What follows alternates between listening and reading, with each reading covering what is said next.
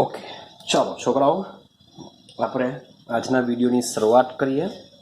તો તમને આઈડિયા હશે જ, કારણ કે last video number I think so જે હોય તે, ચાલો નંબર તો મને બી યાદ નથી કે કયો નંબરનો વિડીયો મીન્સ કે આ ચાલી રહ્યો છે.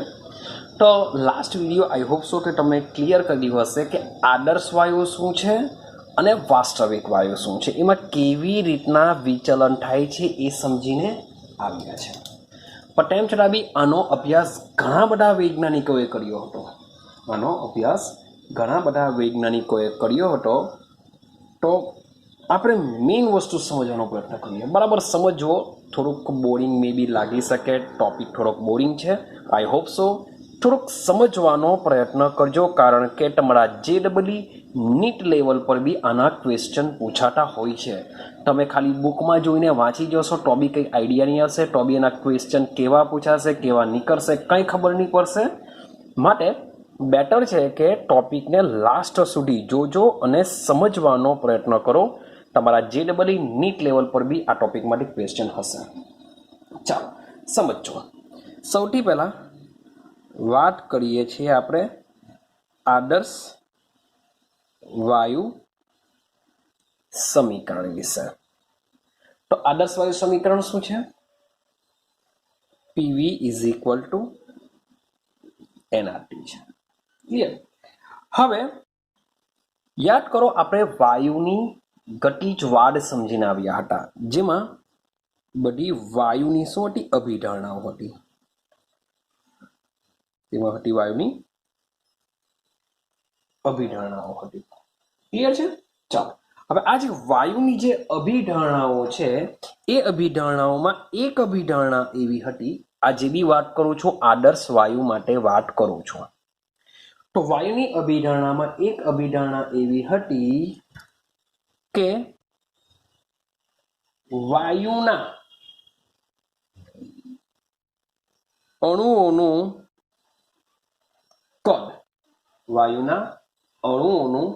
કદ કેવું હોય છે? નગણ્ય હોય છે, એટલે કે એને નિગ્લેજિબલ કરી શકાય એવું હોય છે. સમજો, માન લો કે મારી પાસે આ એક પાત્ર છે. આ પાત્રમાં મેં શું ભરેલો છે? આદર્શ વાયુ ભરેલો છે. યાદ રાખજો, શબ્દ બોલું છું, મેં ભર્યો છે આદર્શ વાયુ. આ રીતના આદર્શ વાયુ આવેલો છે. હવે આ જે વાયુ છે, એ વાયુ શું કરશે? આખા પાત્રમાં હળીફળી શકે છે. મીન્સ કે આ જે વાયુ છે, એ વાયુનું કદ, શબ્દ બોલું છું, વાયુનું કદ આખા પાત્રના કદ બરાબર થશે. કારણ કે જે પણ વાયુ છે, એ વાયુ શું કરી શકે છે? આખા પાત્રમાં હળીફળી શકે છે. માટે વાયુનું કદ આખા પાત્રના કદ બરાબર થશે. હવે આદર્શ વાયુના કિસ્સામાં એવું માનવામાં આવે છે કે જે અણુઓ હોય છે, એ અણુઓનું કદ કેવું હોય છે? ખૂબ જ નાનું હોય છે. જે આદર્શ વાયુ હોય છે, આદર્શ વાયુના મોલેક્યુલ કેવા હોય છે? ખૂબ જ નાના હોય છે, જે મેં ટપકા સ્વરૂપે દર્શાવ્યા છે. હવે વિચારો કે ટપકા સ્વરૂપે જે બી વાયુના મોલેક્યુલ છે, એને હું શું કરું છું? આખા પાત્રમાં કોઈ એક ખૂણા પર લઈ લઉં. માની લો કે હું આ એક ખૂણા પર લઈ લઉં છું, તો આ બધા વાયુઓ ખાલી આટલા ખૂણામાં આવી જશે. અને તમે વિચારો કે આ જે આખો ભાગ છે, એ આખા ભાગમાં શું કરી શકે છે? વાયુના અણુઓ હળીફળી શકે છે. માટે આ જે આખા ભાગની કમ્પેરિઝનમાં આ જે ભાગ છે, એ કેવો હોય છે? નગણ્ય હોય છે. કારણ કે સમજો, વાયુના જે અણુઓ હોય છે, એ અણુઓ આટલું કદ, પાત્રનું આટલું કદ રોકી લેતા હોય છે. માટે આટલા કદમાં અણુઓ હળીફળી શકતા નથી. એના સિવાયનો જે ભાગ છે, એમાં હળીફળી શકે છે. તો આદર્શ વાયુના કિસ્સામાં એવું કહેવામાં આવે છે કે આદર્શ વાયુ જે છે, એનું કદ નાનું હોવાને લીધે આખા પાત્રની કમ્પેરિઝનમાં આ ભાગ ખૂબ જ ઓછો રોકાય છે અણુઓ દ્વારા. માટે અણુઓના કદને આપણે શું કરીએ છીએ? નિગ્લેજિબલ કરીએ છીએ, અવગણી કાઢીએ છીએ. આઈડિયા આવે છે? માટે એવું કહેવામાં આવે છે કે વાયુના અણુઓનું કદ કેવું હોય છે? નગણ્ય હોય છે. માટે આદર્શ વાયુ જે પાત્રમાં ભરવામાં આવે છે, તે પાત્રનો કદ ધારણ કરશે. આટલું ક્લિયર થયું? हाँ के ना उतरे छे दिमागमां? मीन्स के समझो કે વાયુના મોલેક્યુલ એકચ્યુઅલી આખા પાર્ટમાં હશે જ, પણ ઇમેજિનેશન કરો આ જે વાયુના મોલેક્યુલ પોતાનું બી કદ હશે, વોટ એવર જે બી હોય, ખૂબ જ નાનું છે પણ પોતાનું કદ બી હશે, તો એ કદને જો હું એક પાત્રમાં ખૂણા પર મૂકી દઉં તો એના દ્વારા જે જગ્યા રોકાશે એટલી જગ્યામાં અણુઓ હળી શકવાના નથી. આઈડિયા આવે? માની લઉં કે હાથી છે, એક મોટો હોલ છે, એમાં 3-4 હાથી છે, તો હોલમાં હાથી વડે જગ્યા રોકાઈ જશે તો ભાઈ બીજો કોઈ હાથી, માન લો કે એક હાથી જગ્યા પર ઉભો રહેલો છે તો એ જગ્યા પર કોઈ બીજો હાથી આવી શકવાનો નથી, કારણ કે અણુઓનું પોતાનું બી કદ હોય છે ને એ કદ હોવાને લીધે એ સિવાયની જગ્યામાં જ અણુઓ હેરફેર કરી શકે. જરાક વિચારો.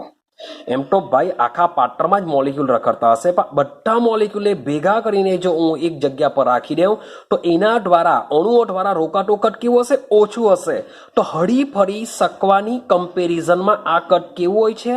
અણુઓ દ્વારા રોકાયેલું પાત્રનું કદ ઓછું હોય છે. માટે આદર્શ વાયુ માટે એવું કહી શકાય કે વાયુઓનું કદ ખૂબ જ નાનું છે. આથી વાયુ જે પાત્રમાં ભરવામાં આવ્યો હશે એ પાત્રનું જે કદ હોય છે એ જ કદ વાયુનું માની લેવામાં આવે છે આદર્શ વાયુના કિસ્સામાં. પણ હવે વાત કરીએ વાસ્તવિક વાયુ.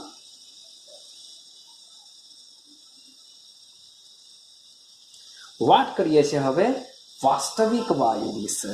તો ભાઈ વાસ્તવિક વાયુમાં શું થાય? તો જે વાસ્તવિક વાયુ હોય છે એ વાસ્તવિક વાયુના અણુઓનું કદ કેવું હોય છે?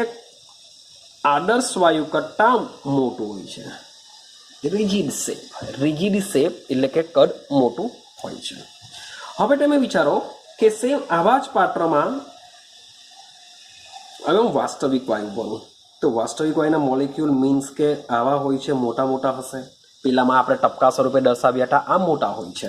હવે આ મોલેક્યુલને જો હું એક તરફ જો એક ખૂણા પર લઈ લઉં તો થશે શું? એ પાત્રનો ઘણો બધો ભાગ રોકી લેશે. આ તો જરાક વધારે પડતું માંથી દોરાઈ ગયું. તો શું થશે? પાત્રનો ઘણો બધો ભાગ રોકી લેશે. માટે હરવા ફરવાવાળી જે જગ્યા રહેશે એ કેવી થશે? ઓછી મળશે કમ્પેરિઝન ટુ આદર્શ વાયુ. એટલે કે આદર્શ વાયુ પાસે અણુઓ પાસે હરવા ફરવાની જગ્યા વધારે હોય છે કારણ કે કદ નાના હોય છે, પણ વાસ્તવિક વાયુના કદ મોટા હોય છે. માટે તેને પાત્રમાં હરવા ફરવાની જગ્યા ઓછી મળતી હોય છે. કેમ? કારણ કે અણુઓ જ પોતાનું કદ રોકી લેતા હોય છે. અણુઓ જ કદમાં મોટા છે તો એમના દ્વારા જ પાત્રનો ઘણો બધો વિસ્તાર રોકાઈ જશે, જેથી તે હળી ફળી શકવાની જગ્યા ઓછી મળતી હોય છે. હળી ફરવાની જગ્યા કેવી મળતી હોય છે? ઓછી હોય છે. માટે મારે જો આ વાસ્તવિક વાયુનું ખરેખર આદર્શ કદ જાણવું હોય તો મારે શું કરવું પડશે? કદમાં સુધારો કરવો પડશે. एक्चुअली जे कद मापवामां आवे ते खरेखर आदर्श वायुना कद जेवुं होतुं नथी. माटे मारे जो आदर्श वायु जेवुं कद विचारवुं होय तो आ वास्तविक वायुना कदमां मारे शुं करवो पड़शे? सुधारो करवो पड़शे. क्लियर छे? तो पहली कंडीशन छे के मारे करवुं शुं पड़शे? कदमां सुधारो करवो पड़शे. रेडी? के वास्तविक वायु आदर्श वायु करता केवी रीतना विचलन अनुभवे छे? आ एनो पहलो पॉइंट छे के वास्तविक वायुना अणुओ कदमां मोटा होय छे, पात्रनो घणो बधो विस्तार रोकी लेता होय छे, माटे एमने हरवा फरवानी जग्या ओછી મળતી હોય છે. માટે આપણે જેટલું કદ માપીએ છે તે સાચું હોતું નથી. માટે કદમાં શું કરવો પડશે? આદર્શ વાયુ જેવું કદ મેળવવા માટે કદમાં સુધારો કરવો પડશે. આ પહેલી કન્ડિશન. ચલો બીજો પોઈન્ટ સમજો. હવે બીજો પોઈન્ટ જોજો. હવે બીજો પોઈન્ટ છે દબાણ વિશે. પહેલો પોઈન્ટ મેં જેમ કદ વિશે વાત કરી કે કદમાં સુધારો કરવો પડશે, સેમ એજ પ્રમાણે દબાણમાં પણ સુધારો કરવો પડશે. કેવી રીતના સમજો. હવે અભિધારણામાં એવું કહેવામાં આવે છે કે જે આદર્શ વાયુ છે એ આદર્શ વાયુના અણુઓ વચ્ચે આકર્ષણ બળ ન ગણ્ય હોય છે અથવા કહી શકું લાગતું નથી. આદર્શ વાયુના અણુઓ વચ્ચે કોઈ પણ જાતનું આકર્ષણ બળ લાગતું નથી. ક્લિયર છે? હવે સમજો આપણે પાત્રનું મીન્સ કે વાયુનું દબાણ કેવી રીતના માપીએ છીએ? તો યાદ કરો, વાયુનું દબાણ એટલે કે પાત્રમાં ભરેલો વાયુ પાત્રની દિવાલ સાથે અથડાય તેના પરથી આપણે શું કરીએ છીએ? દબાણ નક્કી કરીએ છીએ. આઈડિયા આવે છે કે તમારા પાત્રમાં જો કોઈ વાયુ ભર્યો હોય તો એ વાયુના અણુઓ પાત્રની દિવાલ સાથે જેટલા વેગથી અથડાશે એટલું દબાણ વધુ આવશે. જેટલું વધુ અથડાય એટલું દબાણ વધુ આવે છે, એવું આપણે માપીએ છીએ. ક્લિયર? તો માની લો કે મારી પાસે આ આદર્શ વાયુમાં ભરેલો છે. હવે આદર્શ વાયુ છે, આદર્શ વાયુ માટે નક્કી કરવામાં આવ્યું છે કે તેમની વચ્ચે, તેમના અણુ વચ્ચે કોઈ પણ જાતનું આકર્ષણ બળ લાગતું નથી. માટે આ બધા અણુ વચ્ચે કોઈ આકર્ષણ બળ નહીં હોય તો બધા અણુ શું કરશે? એકબીજા સાથે આકર્ષણ બળ ન હોવાને લીધે તેઓ એકબીજા સાથે અથડાશે અથવા તો પાત્રની દિવાલ સાથે બી અથડાશે. ક્લિયર? તો સમજો મારી પાસે આ પાત્રની દિવાલ છે, આ એક મોલિક્યુલ છે. આ મોલિક્યુલ શું કરે છે? આ દિવાલ સાથે અથડાશે. તો માની લો કે યુ વેગથી તેઓ આ દિવાલ સાથે અથડાવા આવે છે, જેને લીધે દબાણ કંઈ ને કંઈ મળતું હશે. એવી રીતના ભાઈ આ તો એક મોલિક્યુલ છે, એવા બધા જ પાત્રના બધા જ મોલિક્યુલ શું કરશે? પાત્રની દિવાલ સાથે અથડાવાને લીધે તેઓ શું કરે છે? દબાણ ઉત્પન્ન કરે છે. ક્લિયર છે? ના નથી પાડતો, તેઓ અંદર પણ અથડાશે. આપણે આગળ જોઈને જ આવેલા છે, સમજીને આવેલા છે. તો ભલે અંદર બી અથડાય, તેમ છતાં બી તેઓ શું કરશે? દિવાલ સાથે પણ અથડાશે. આવું આદર્શ વાયુમાં જોવા મળે છે. માટે જે પણ કંઈ દબાણ આપણે માપીએ છીએ તે આદર્શ વાયુનું હશે. પણ જ્યારે આપણે વાસ્તવિક વાયુ પાસે જઈએ છીએ, કેવી રીતના સુધારો કરવો પડશે જરાક સમજજો. હવે વાસ્તવિક વાયુ માટે એવું કહેવામાં આવે છે કે તેમના અણુ વચ્ચે આકર્ષણ બળ લાગે છે. તેમના અણુ વચ્ચે શું લાગતું હોય છે? આકર્ષણ બળ લાગે છે. હવે આકર્ષણ બળ લાગતું હોવાને લીધે દબાણમાં શું ફરક પડશે? સમજો. માની લો કે આ એક દિવાલ છે, પાત્રની દિવાલ હશે. આ કોઈ એ નામનો, જો સમજો કે પાત્રમાં જેટલા પણ મોલેક્યુલ હશે બધા એ જ હશે, પણ તમને સમજાવવા માટે હું બે જાતના મોલેક્યુલ લઉં છું. આ એ જાતનું મોલેક્યુલ છે. સમજો આદર્શ વાયુની જેમ જ યુ વેગથી આ દિવાલ સાથે અથડાવા આવે છે. હવે જો યુ વેગથી જ દિવાલ સાથે અથડાય તો આદર્શ વાયુ જેટલું દબાણ ધરાવતું હશે એટલું જ વાસ્તવિક વાયુનું પણ હશે. પણ વાસ્તવિક વાયુમાં શું થાય છે? અણુ વચ્ચે આકર્ષણ બળ લાગે છે. તો માની લો કે આની પાછળ બીજા મોલેક્યુલ હશે, બી નામના. આ બી નામના મોલેક્યુલ મીન્સ કે આના કરતા જુદા છે. એટલે જુદા મીન્સ કે આની પછાડી આવેલા છે, એટલે બી નામના કહે છે. બાકી છે બધા સમાન. ચાલો, તો બી નામના છે. હવે આ બી મોલેક્યુલ શું કરશે? આ એ મોલેક્યુલને પોતાની તરફ ખેંચશે. આને શું કરશે? પોતાની તરફ ખેંચશે. આના જેવો બીજો મોલેક્યુલ બી હશે, આને શું કરશે? પોતાની તરફ ખેંચશે. કારણ કે અણુ વચ્ચે શું લાગે છે? આકર્ષણ બળ લાગે છે. તો અણુ વચ્ચે આકર્ષણ બળ લાગવાને લીધે આ જે મોલેક્યુલ છે જે દિવાલ સાથે અથડાવા માંગે છે તેની વિરુદ્ધ દિશામાં બીજા મોલેક્યુલ તેને આકર્ષણ બળ લગાડે છે. તો સમજો આ 3-4 મોલેક્યુલ જે આવી રીતના આકર્ષણ બળ લગાડતા હોય તો આ એ નામનો જે મોલેક્યુલ છે જે યુ વેગથી ગતિ કરતો હતો તેના વેગમાં શું થશે? ભાઈ ઘટાડો થઈ જશે. કારણ કે બધા આ બાજુ એ પોતાની તરફ ખેંચશે, એટલે કે આનો વેગમાં શું થશે? ઘટાડો થઈ જાય. જો વેગમાં ઘટાડો થાય તો એ પાત્રની દિવાલ સાથે ભાઈ ધીમેથી અથડાશે. હા કે ના? પાત્રની દિવાલ સાથે ધીમેથી શું કરશે? અથડાશે. જો ધીમેથી અથડાશે તો ભાઈ એના દબાણમાં બી શું થશે? ફરક પડશે. કે જે આદર્શ વાયુમાં જે રીતના મોલેક્યુલ ભાઈ અથડાતો હતો એવી જ વસ્તુ વાસ્તવિક વાયુમાં અણુ વચ્ચે શું થાય છે? આકર્ષણ બળ લાગે છે. એટલે જેટલા વેગથી એ અથડાવવો જોઈએ તેટલા વેગથી એ અથડાતો નથી. આથી એના દબાણમાં બી શું થશે? સુધારો કરવો પડશે. આપણે એના દબાણમાં પણ શું કરવો પડશે? સુધારો કરવો પડશે. આઈડિયા આવે છે શું થશે બંનેમાં? માટે કદ અને દબાણમાં શું કરવું પડશે? સુધારો કરવો પડશે. એકચ્યુઅલી આના વિશે ઘણા બધા વૈજ્ઞાનિકોએ અભ્યાસ કર્યો છે. તેમ છતાં પણ આજે આપણે યાદ કરીએ છીએ વાન્ડર વાલ્સ નામના વૈજ્ઞાનિકે, મીન્સ કે આ જે સુધારો કર્યો છે એ વાન્ડર વાલ્સ નામના વૈજ્ઞાનિકે સુધારો કરેલો છે, જે મતલબમાં સાબિત થઈ ચૂક્યો છે કે આ સાચો છે. તો એના પરથી એમણે વાન્ડર વાલ્સ સમીકરણ આપ્યું છે. શું આપેલું છે? વાન્ડર વાલ્સ સમીકરણ આપેલું છે. અને વાન્ડર વાલ્સ સમીકરણ છે P plus A N square by V square. યાદ રાખવાનું છે તમારે આ સમીકરણ P plus A N square by V square. Actually પૂછી શકાય કે વાન્ડર વાલ્સ સમીકરણ મેળવો. એકચ્યુઅલી શું આવશે? વાન્ડર વાલ્સ વાસ્તવિક વાયુનું સમીકરણ મેળવો. આ રીતના ક્વેશ્ચન હોય છે. વાન્ડર વાલ્સ વાસ્તવિક વાયુનું સમીકરણ, કે આ વાસ્તવિક વાયુ માટેનું આ ઇક્વેશન છે. તો P plus A N square by V square into V minus N B is equal to N આરથી અને વાન્ડર વાલ્સ સમીકરણ કહેવાય છે. હવે આ સમીકરણ કેવી રીતના આવ્યું છે? કારણ કે આદર્શ વાયુ સમીકરણ શું છે?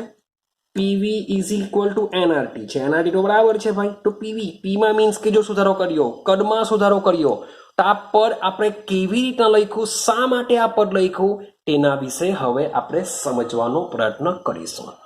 મીન્સ કે બુકમાં પહેલા બધું સમજાવશે કે કેવી રીતના સુધારો કર્યો છે ને પછી એ સમીકરણ આપેલું છે. પણ મેં તમને પહેલા ટ્રેલર બતાવી દીધેલું છે કે ભાઈ આપણે આ સમીકરણ મેળવવાનું છે ને હવે આપણે સમજીએ કે આ સમીકરણ કેવી રીતના બન્યું છે. ક્લિયર છે? ચાલો, તો સૌથી પહેલા શરૂઆત કરીએ કદ પર, કે ભાઈ આ કેવી રીતના આવ્યું છે, કેવા ક્વેશ્ચન પૂછાય છે, એ બધું સમજવાનો પ્રયત્ન કરીએ. તો સૌથી પહેલા સમજીએ કે કદમાં કેવી રીતના સુધારો થયો. શા માટે આપણે વી માઇનસ એન બી લખીએ છીએ એ સમજીએ. કે ટોપિક લખીએ આપણે, એવું ટોપિક નથી ભાઈ, આ સમજાવવા માટે તમને. કદમાં સુધારો, સૌથી પહેલા કદમાં સુધારો કેવી રીતના આવ્યો તેને સમજીએ. ચાલો, તો મેં તમને આગળ વાત કરી તેમ કે મારી પાસે જો આદર્શ વાયુ હોય તો એ આદર્શ વાયુના જે અણુ હોય છે, અણુ કદમાં કેવા છે? નાના છે.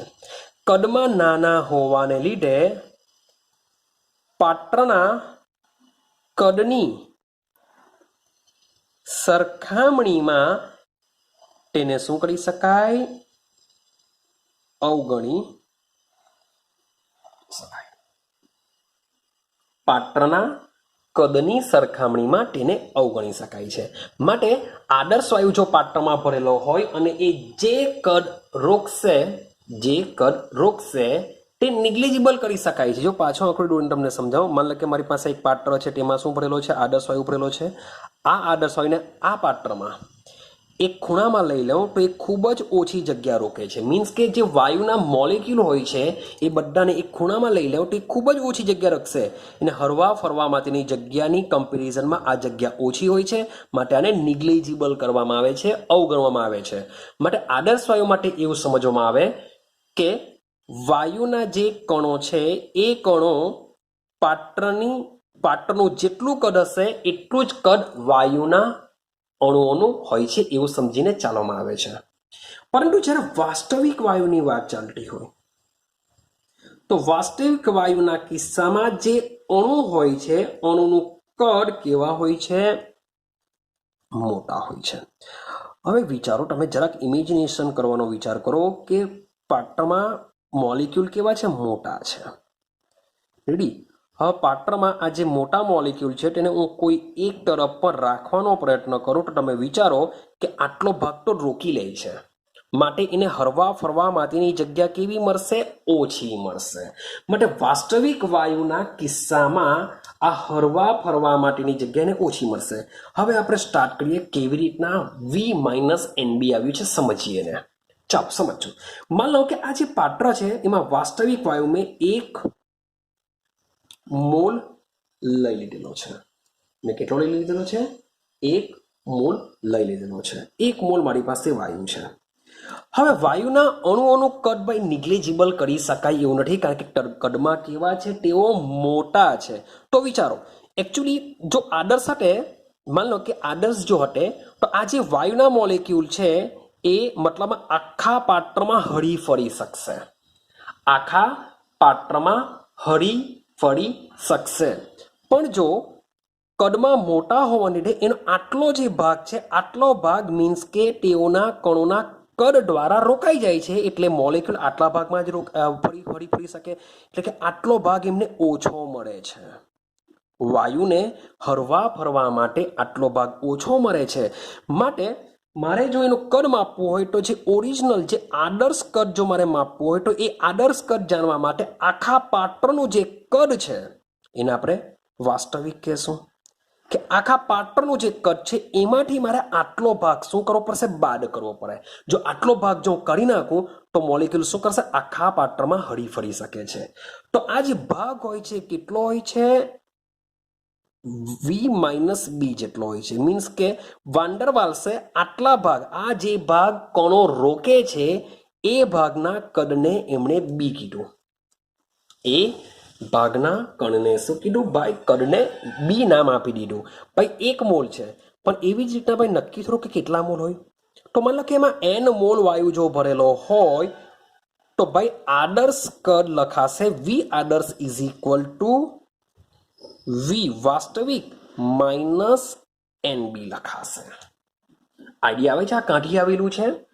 મીન્સ કે આ અણુઓ પાત્રનો જેટલું કદ રોકી લે છે એ કદને આપણે બી કહેશું. 1 મોલ હોય તો એનની જગ્યાએ 1 મૂકવો પડે, પણ આપણે n મોલ લઈએ છીએ તો અહીંયા n આવશે, કારણ કે જરૂરી નથી કે ભાઈ જથ્થો 1 જ મોલ હોય, વધારે કે ઓછો એવું કંઈ પણ હોઈ શકે છે. માટે આપણે n મોલ માટે NB લખીશું. બી એટલે કે વાસ્તવિક વાયુના અણુઓ દ્વારા પાત્રનું રોકાયેલું કદ છે. એટલે કે મારે કદમાં શું કરવું પડશે? આ રીતનો આટલો સુધારો કરવો પડશે. આઈડિયા આવે છે? ચાલો, તો મારી પાસે મીન્સ કે હવે વી આદર્શ મીન્સ કે આદર્શ વાયુનું કદ જેવું જો બનાવવું હોય, આ વાસ્તવિક વાયુ જ છે પણ એનું કદ જો મારે આદર્શ બનાવવું હોય તો મારે શું કરવું પડશે? વી આદર્શ ઇઝ ઇક્વલ ટુ વી વાસ્તવિક એટલે કે પાત્રનું કદ. યાદ રાખજો, વી વાસ્તવિક એટલે કે પાત્રના કદમાંથી હું એનબી જેટલું બાદ કરા. એટલે કે મારે શું કરવું પડશે? આ બી જેટલા કદમાં સુધારો કરવો પડશે. કે કદમાં જે સુધારો કરીએ છે એ બી જેટલા કદમાં મારે શું કરવો પડશે? સુધારો કરવો પડશે. થઈ ગયું? કાંઠી આવ્યું? એનબી આઈડિયા આવી ગઈ? એન એ મોલ છે, બી શું છે? વાન ડર વાલ્સે એક કદ આપ્યું છે. એ કદ કોનું છે? વાસ્તવિક વાયુના અણુઓનું કદ. કારણ કે વાસ્તવિક વાયુઓ કદમાં મોટા હોય છે, એ પાત્રની જગ્યા રોકી લેશે. તો એ જગ્યાને જો કરી નાખું તો પછી વાયુઓ બધી જ જગ્યાએ હરી ફરી શકે છે. તો એનું જે કદ આવશે એ આદર્શ વાયુ જેવું આવી જશે. માટે એટલા ભાગને આપણે શું કર્યું? બાદ કરી નાખ્યું, જેથી મારું બની જશે આદર્શ વાયુનું કદ બની જશે. માટે કદમાં મેં શું કર્યું? બી જેટલો સુધારો કર્યો. આઈડિયા આવી ગઈ? ચાલો હવે સમજો. હવે ક્વેશ્ચન શું પૂછાય? મીન્સ કે આ જે બી છે, પહેલા કહી રાખું, બી ને કદનો વાન ડર વાલ્સ અચળાંક કહે છે. બી ને કદનો વાન ડર વાલ્સ અચળાંક કહેવાય છે. યાદ રાખજો, જે મેં તમને પહેલા જ કીધેલું છે, બહુ ઊંડાણમાં આપણે સમજવાના છે આ બધી વસ્તુ. JEE નીટ લેવલ પર બી આના ક્વેશ્ચન મીન્સ કે આવી શકે છે. તમે બુકમાં શોધવા જશો તો તમને મળશે પણ નહીં. માટે ડિટેલમાં વિડીયો બનાવું છું, તો તમારી નોટબુકમાં મીન્સ કે તમે જો JEE નીટની અલગ બુક બનાવી હોય તો તેમાં આ કન્સેપ્ટને પણ ઇન્ક્લુડ કરજો, કારણ કે તમે જ્યારે રિવાઇન્ડ કરશો ત્યારે આ કામ લાગી શકે. ચાલો, તો હવે સમજો, मान लो कि तमने बी नो एकम पूछाय, तमने पूछाय क्वेश्चन पूछाई गयो कि कदनो अथवा तो વાન્ડરવાલ્સ વાસ્તવિક સમીકરણની અંદર અચળાંક બીનો એકમ જણાવો, આવો ક્વેશ્ચન પૂછાવી દીધો તો તમે શું કરશો? તમારી બુકમાં તો આપેલો બી નહીં મળે તો શું કરશો? તો ભાઈ સિમ્પલ છે, કેવી રીતે જાણીશું? તો જો આટલું કદ હતું, આને હું છોડી દઉં, આટલું કદ હતું તેમાંથી આટલું કદ આપણે બાદ કર્યું છે, તો બંને કદ જ છે, મીન્સ કે આનો જે એકમ હશે એ જ આનો એકમ હશે. તો બીનો એકમ જાણવા માટે વીનો એકમ શબ્દ સમજો, વીનો એકમ ઇઝ ઇક્વલ ટુ એનબી નો એકમ, આવી રીતના લેશું. વીનો એકમ માઇનસ શું લેશું? એન બીનો એકમ. મારે ભાઈ બીનો એકમ જાણવો છે, માટે બીનો એકમ બરાબર વીનો એકમ છેદમાં એન નો એકમ. ચલો ભાઈ, વીનો એકમ કયો હોય છે? ભાઈ વી કદ, કદ શામાં હશે? લીટરમાં હશે. એન એટલે કે મોલ, મોલ એટલે કે એન નો એકમ આવશે મોલ, માટે બીનો એકમ કયો બની જવાનો? લીટર પ્રતિ મોલ બની જવાનો. તો આવા ક્વેશ્ચન બી પૂછી શકાય છે. ક્લિયર થાય છે? તો આ પણ યાદ રાખજો. ચાલો, મે બી ક્વેશ્ચન એવો બી પૂછાઈ જાય કે ભાઈ વાન્ડરવાલ્સ સમીકરણની અંદર સુધારેલું કદ જણાવો. સુધારેલું કદ કેટલું હોય છે? તો ભાઈ સુધારેલું કદ કેટલું હોય છે? એનબી જેટલું હોય છે. તમને 1 મોલ આપી દીધું હોય તો બી જેટલું હોય છે. આવા ક્વેશ્ચન બી JEE નીટ લેવલ પર પૂછાઈ જતા હોય છે. સીધા સિમ્પલ ક્વેશ્ચન, પણ યાદ રહેવું જોઈએ કે ભાઈ વાન્ડરવાલ્સ સમીકરણની અંદર સુધારો આટલો થયો, જો 1 મોલ કહી દે તો માત્ર બી જેટલું આવશે. તો આ પણ યાદ રાખજો. ક્લિયર છે? ચાલો, હવે સમજો, વાત કરીએ છીએ બી વિશે. તો આ જે બી નો જે આધાર છે, એ બી નો આધાર મીન્સ કે ટોટલ કદનો સુધારો કરે છે. તો બી નો જે આધાર છે એ બી નો આધાર વાયુના અણુના કદ પર રહેલો છે. શાના પર રહેલો છે? વાયુના અણુના કદ પર. મીન્સ કે વાયુના સ્વભાવ પર બી તમે કહી શકો છો. વાયુનો સ્વભાવ મીન્સ કે વાયુ બદલાઈ જશે તો બીની વેલ્યુ પણ બદલાઈ જશે. પણ ડિટેલમાં સમજીએ છીએ, વાયુના અણુના કદ પર તેનો આધાર રાખે છે. એટલે કે સમજો, હવે આમાં સુધારો વધારે ક્યારે કરવો પડે? જો વાયુના મોલેક્યુલ ખૂબ જ મોટા હોય, વાયુના મોલેક્યુલ તમારા ખૂબ જ મોટા હોય તો આ પાત્રનો ઘણો બધો ભાગ વાયુનો કદ જ રોકી લેશે અને હરવા ફરવાની જગ્યા ઓછી મળશે. માટે આમાં તમારે સુધારો વધારે કરવો પડે. જેટલો કદ મોટો હશે એટલો જ તમારે સુધારો કેવો કરવો પડે? વધારે કરવો પડે. માટે વાયુના અણુના કદ પર આધાર રાખે. કદ શબ્દ બોલું છું, કદ એટલે કે કોનું કદ? લખી દઈએ છીએ આપણે, વાયુના અણુનું. તો વાયુના અણુનું કદ જેટલું વધુ તેટલું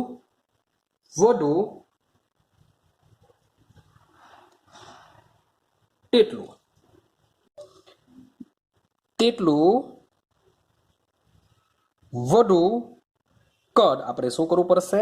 બાદ કરવું પડશે. દિમાગમાં ફિટ કરજો કે આપણા વાયુના અણુનું કદ જેટલું મોટું હશે એટલું જ મીન્સ કે આ જે વેલ્યુ છે આપણે મોટી મૂકવી પડશે, એટલે કે વધુ બાદ કરવું પડશે. ક્લિયર છે? તો જોઈએ થોડા ક્વેશ્ચન, મીન્સ કે કેવા ક્વેશ્ચન JEE નીટ લેવલ પર આવતા હોય છે. મતલબ કે ક્વેશ્ચન છે, હું તમને short and simple question clear કરવાની વાત કરા કે ભાઈ કોના માટે બીની કિંમત વધુ હોય છે? ભાઈ બી એટલે કોણ છે? હું ખાલી બી લખું છું, થિયરી ચાલે છે એટલે, પણ એક્ઝામમાં તમને લખીને આપશે કે વાન્ડરવાલ્સ કદનો સુધારો લખીને આપે અથવા તો વાન્ડરવાલ્સ કદનો અચળાંક લખીને આપે કે કોઈ કયા વાયુ માટે વાન્ડરવાલ્સ અચળાંક બીની કિંમત વધુ હોય છે. તો આ રીતના ક્વેશ્ચન પૂછાતા હોય છે. તમને બધા ઓપ્શન આપશે. તો એકદમ સીધા સિમ્પલ લઈ લઉં. માન લો કે મારી પાસે F2 છે, મારી પાસે Cl2 છે, એટલે બીજા બધા બી હોઈ શકે. થોડા સમજતા જઈએ. તો ભાઈ બીની કિંમત મેં તમને શું કીધું કે જેટલું કદ વધુ તેટલી બીની કિંમત વધુ. તો ભાઈ આ એક જ સમૂહના તત્વો ગણી કરીએ. ફ્લોરિનની નીચે ક્લોરિન આવશે તો ફ્લોરિન કરતાં ક્લોરિનનું કદ કેવું હોય છે? વધુ હોય છે. માટે આપણે આ રીતના મૂકીશું કે ફ્લોરિન કરતાં ક્લોરિનની બીની કિંમત વધારે હોય છે. ખબર છે? મતલબ આપણે વાત કરીએ, હિલિયમ લઈ લઈએ, નિયોન, આર્ગોન, ક્રિપ્ટોન લઈ લો, અરે ઝેનોન બી લઈ લો. શું ફરક પડે? લઈ લો. તો આ બધા એક જ સમૂહના તત્વો છે. એક જ સમૂહના તત્વોમાં કોનું કદ વધારે? તો ભાઈ ઝેનોન કદમાં સૌથી મોટું હશે. તો માટે આ રીતના આપણે રાખીશું. ક્લિયર થાય છે? એટલે તમે કોઈ બીજો સમૂહ બી લઈ શકો. માની લો કે લિથિયમ, સોડિયમ, પોટેશિયમ, રૂબિડિયમ આવી રીતના આપેલું છે. તો કોના માટે બીની વેલ્યુ સૌથી વધારે?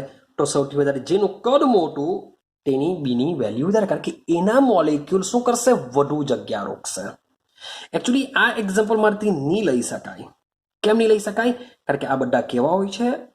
ઘન હોય છે. આ કેવા છે? વાયુ છે. આ બધા કેવા છે? વાયુ છે. હા, હજુ હું N2 અને O2 ની જો કમ્પેરિઝન કરું તો બરાબર છે કે ભાઈ O2 કરતાં N2 ની વેલ્યુ બીની કિંમત કેવી હોય છે? વધારે હોય છે, કારણ કે N2 કદમાં O2 કરતાં મોટો હોય છે. પણ આ તો ખાલી સમજાવવા માટે મેં તમને ખાલી લખી દીધું કે ભાઈ આ રીતના હોય છે. બાકી તો આ તો બધા ધાતુ છે ભાઈ. આ વાત ચાલે છે આદર્શ વાયુ, વાસ્તવિક વાયુ વિશે વાત ચાલે છે. એટલે આપણે જે બી એક્ઝામ્પલ લેશું એ વાયુ વિશે લેશું. રેડી છે? તો આને આપણે કરી જ નાખીએ ભાઈ. આ ખરેખર એકચ્યુઅલી નહીં ચાલશે. આપણે આ રીતના લેશું. તો આ મુજબના ક્વેશ્ચન હોય છે. બીજા કંઈ ક્વેશ્ચન સમજીએ. માની લો કે તમને આપે,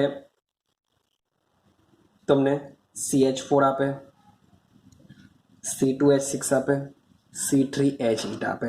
મીન્સ કે બધા ગેસમાં જ હોય છે. મિથેન આપે, ઇથેન આપે, પ્રોપેન, C4H10, માની લો કે બ્યુટેન આપે. હવે તમને પૂછે કે નીચેનામાંથી ભાઈ ચડતો ક્રમ કે ઉતરતો ક્રમ બી માટે પૂછી શકે. તો ભાઈ કદ કોનું મોટું છે? બ્યુટેન. સૌથી વધારે કદ કોનું મોટું? બ્યુટેન. પછી આવશે પ્રોપેન, પછી આવશે ઇથેન, પછી આવશે મિથેન. દેખાય છે કાર્બનની સંખ્યા? તો આ પ્રમાણે તમે ઇઝીલી સોલ્વ કરી શકો છો.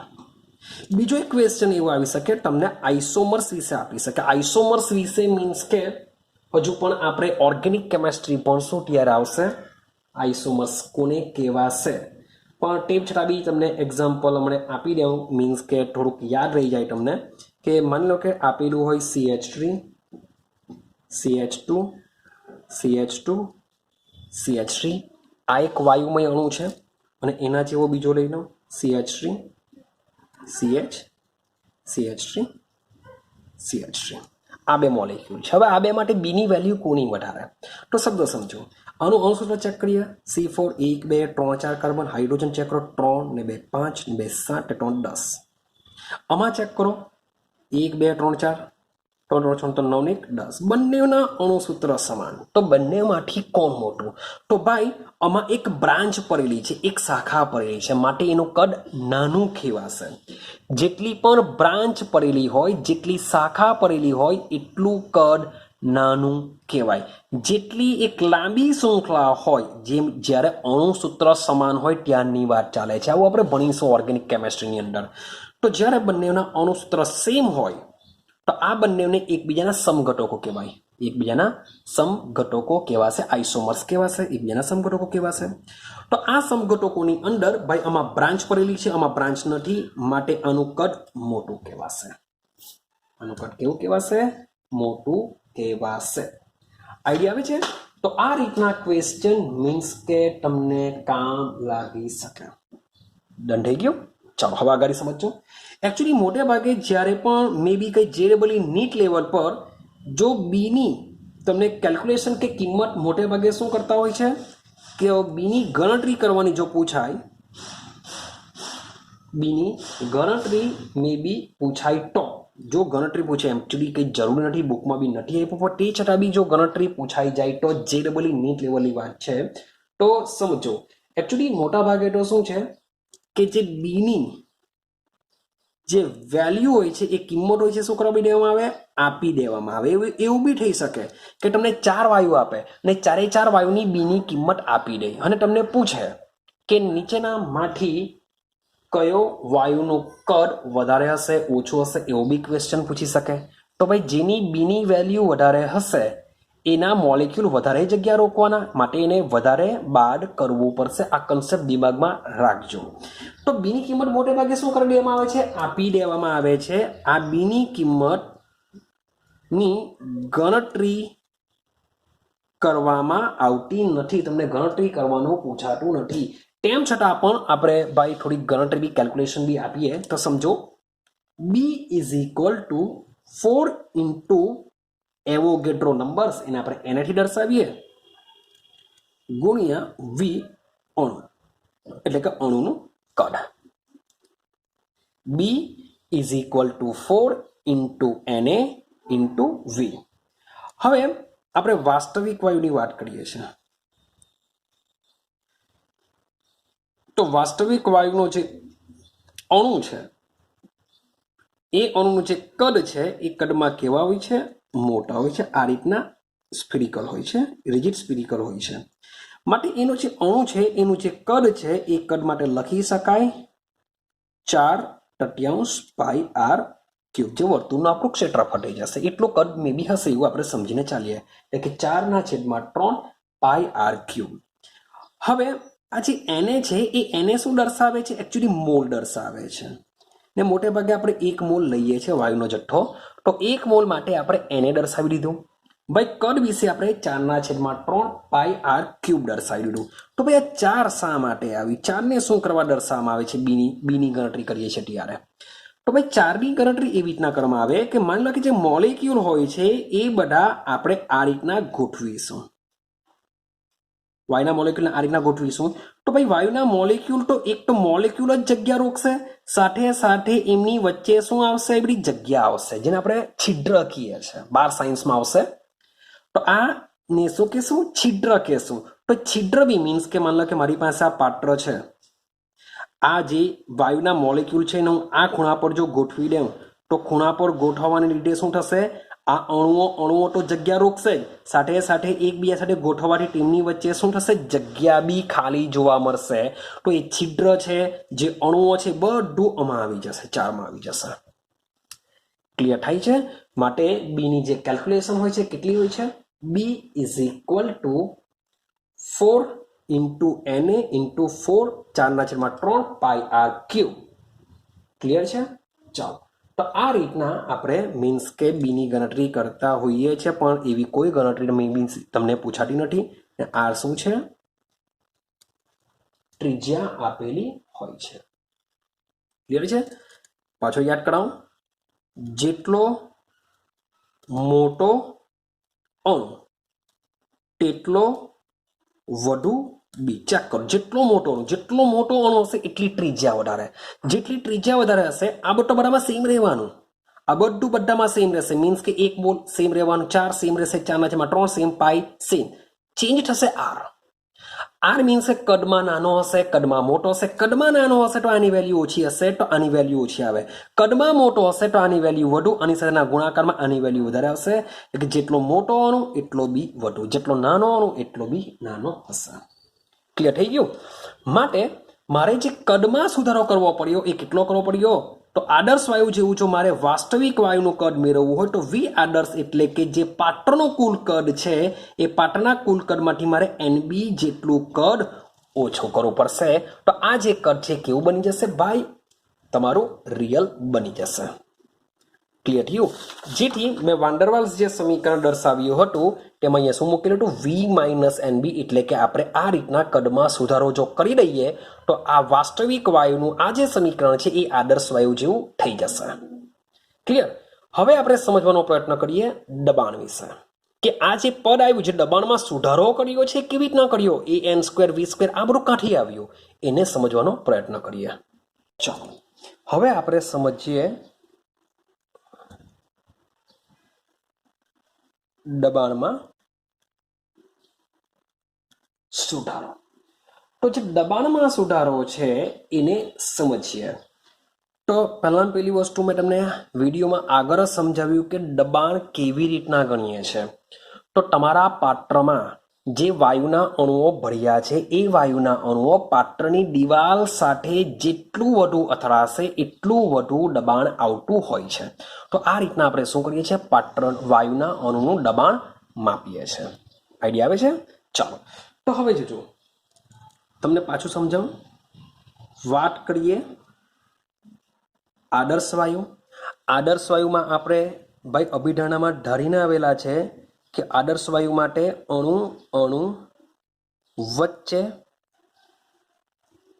આકર્ષણ બળ હોતું નથી। અણુ અણુ વચ્ચે કોઈ પણ જાતનું આકર્ષણ બળ હોતું નથી એવું આદર્શ વાયુમાં હોય છે। માટે मान लो कि आ पात्रनी दीवाल है, आ ए नामनो मोलिक्यूल है। ए नामनो मोलिक्यूल શું કરશે? मान लो कि u વેગથી આની સાથે અથડાય છે ને એ જે અથડાવાને લીધે જે દબાણ આવે છે એ આપણે pv = માં p ગણીએ છે। એવું આપણે સમજીને ચાલીએ। પણ હું શાની વાત કરું છું? હવે વાસ્તવિક વાયુની વાત કરીએ। વાસ્તવિક વાયુમાં શું માનવામાં આવે છે? અણુ અણુ વચ્ચે શું કામ કરતું હોય છે? આકર્ષણ બળ લાગે છે। વાસ્તવિક વાયુમાં અણુ અણુ વચ્ચે આકર્ષણ બળ લાગે છે।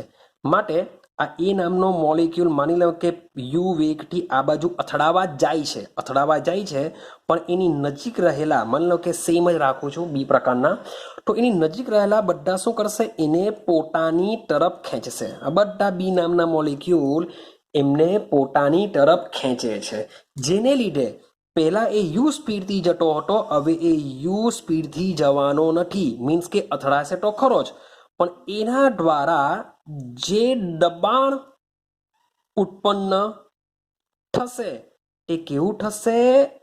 ઓછું ઉત્પન્ન થશે। કેવું ઉત્પન્ન થશે? ઓછું। ખરેખર જેટલું થવું જોઈએ આમાં વધુ ઉત્પન્ન થાય, કારણ કે યુ વેગથી જવાનું, પણ આમાં કેટલું થશે? દબાણ ઓછું ઉત્પન્ન થશે, કારણ કે એનો વેગ ઘટી જાય છે। કેમ ઘટી જાય છે? તો હજુ બી કેમ? યાદ કરજો કે પાત્રમાં આ જે વાસ્તવિક વાયુ ભરેલો છે, માની લો કે Cl2 ભરેલો હોય તો આખા બધા પાત્રમાં Clના જ અણુઓ હશે। પરંતુ આ પણ Cl નો અણુ છે, આ પણ Cl, આ પણ Cl, આ પણ Cl, પણ બંનેને A અને B મેં કેમ ધાર્યા? કારણ કે એ શું કરે છે? પાત્રની દિવાલ સાથે અથડાવા જાય છે અને બી શું કરે છે? એને પોતાની તરફ ખેંચે છે, એટલે કે બંનેનું કામ જુદું જુદું છે। તો જરૂરી નથી કે આ જે બી છે એ પાત્રની દિવાલ સાથે નહીં અથડાશે ભાઈ, એ બી અથડાવા જઈ શકે, આ બી અથડાવા જઈ શકે, આ બી અથડાવા જઈ શકે, મે બી આની સાથે કોઈ બીજો મોલેક્યુલ એને શું કરી શકે? આકર્ષણ બળ લગાડી શકે। તો આ રીતના શબ્દ સમજો કે ભાઈ પાત્રની દિવાલ સાથે તો અથડાય છે જ, એની લીધે દબાણ ઉત્પન્ન થાય છે, પણ સાથે સાથે આ અણુઓ દ્વારા અંદર આકર્ષણ બળ પણ લાગે છે। આકર્ષણ બળ લગાડે છે, જે દબાણમાં શું કરે છે? ઘટાડો કરે છે। દબાણમાં ઘટાડો કરતો હોય છે। આઈડિયા આવે છે? માટે મારે જો જે માપવામાં આવતું જે દબાણ હોય છે એ આદર્શ વાયુના દબાણ કરતાં આમાં કેવું જોવા મળે? ઓછું જોવા મળે, કારણ કે મોલેક્યુલ જેટલી સ્પીડથી જતો હોય છે એ સ્પીડથી હવે જતો નથી। કેમ? કારણ કે તેમની વચ્ચે આકર્ષણ બળ લાગે, એ બધા મોલેક્યુલને ખેંચી લેશે, પાત્રની દિવાલ સાથે અથડાતો રોકવાનો પ્રયત્ન કરતા હોય છે।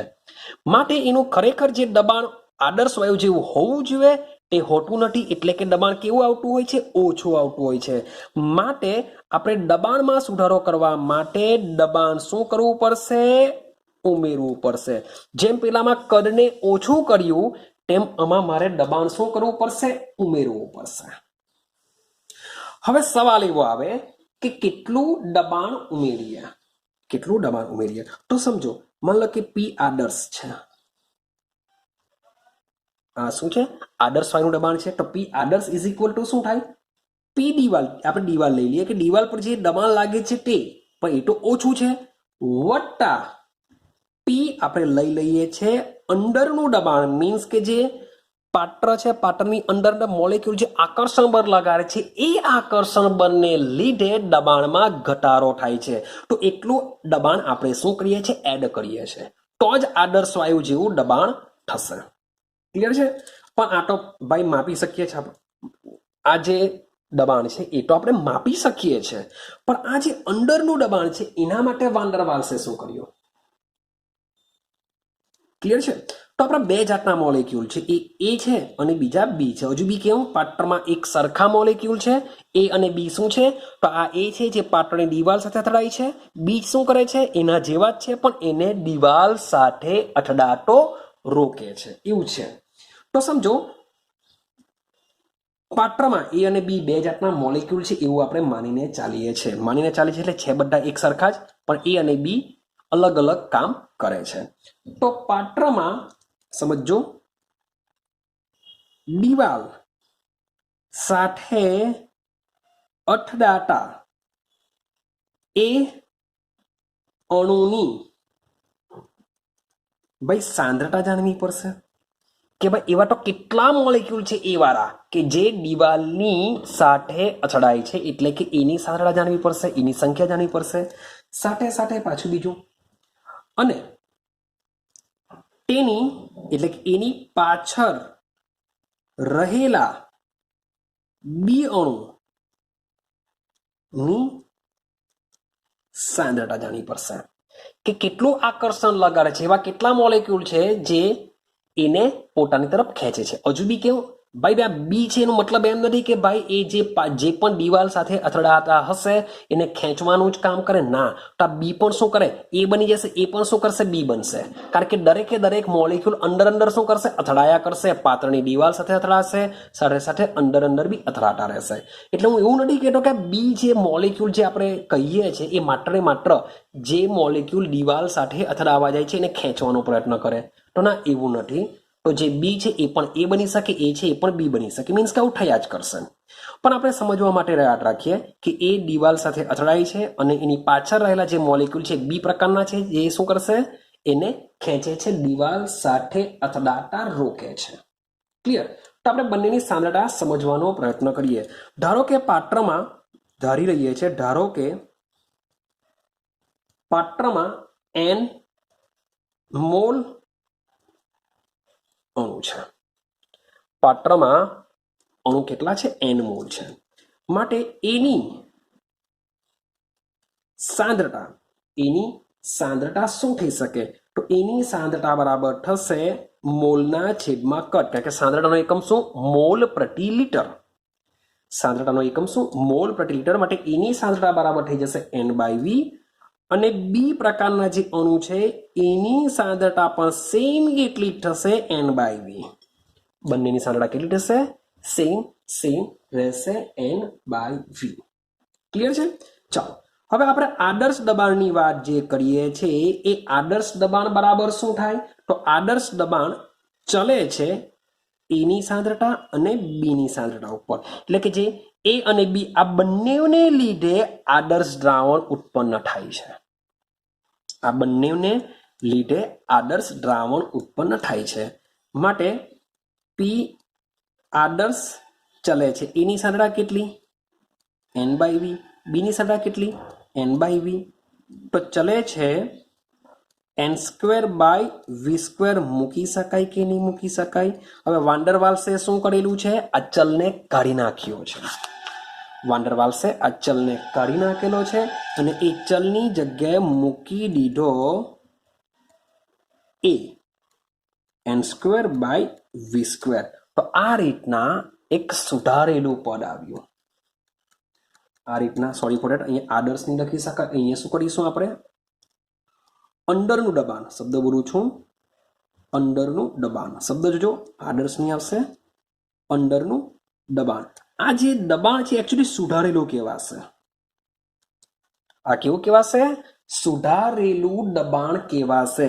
ખરેખર પી આદર્શ તો શું આવશે કે પી આદર્શ બરાબર જે માપવામાં આવેલું છે દબાણ, પી દિવાલ સાથે જેટલા બી મોલેક્યુલ અથડાય છે એનું દબાણ એટલે કે પી વત્તા અંદરનું દબાણ એટલે કોણ, an²/v². તો આ જે પદ છે એને આપણે કહેશું સુધારેલું દબાણ કહેશું. તો આટલો જે વસ્તુ છે એ શું છે, સુધારેલું દબાણ કહેવામાં આવે છે. હવે n તો શું છે, મોલની સંખ્યા, આ પાત્રનું કદ છે એ શું છે, તો એને વાન ડર